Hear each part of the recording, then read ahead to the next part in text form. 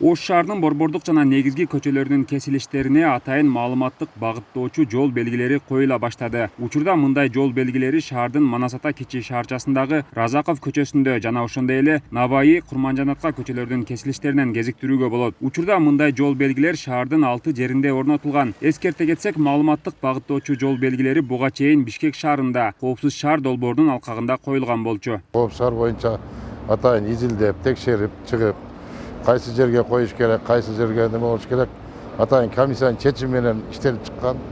Бул боюнча уже башталды, уже бүгүн 6-чы перекресткада коюлуп жатат да азыр. Эми азыр ар бир айдоочу өзүңүздөргө белгилүү болгондой, ар бир айдоочу ушул жол белгиси менен мынча айтканда жүрүшөт да, жол белги менен жөө жүргүнчү дагы, айдоочу дагы, велосипедчен дагы, жанагындай мотоцикл минген деле ошол жол белги менен карайт.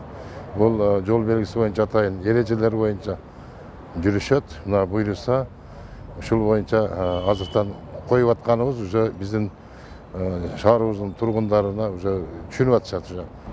Негизи Бишкек шаарында Коопсуз шаар долбоору буга чейин ишке ашкан, Ош шаарында качан ишке ашат деген суроолор. Бул боюнча эми азыр иш жүрүп атат. Мына жогоруда айтып кеттик. Жол белги коюлуп атат, светофорный объекттер оңдолуп атат, жол чырактары оңдолуп атат, жол чызыктары оңдолуп жатат. Эми мына байкоочу жанагы видео камераларыбыз коюлса, буйруса болот. Бул боюнча атайын иш жүрүп жатат да, шаарыбызда болуп атат.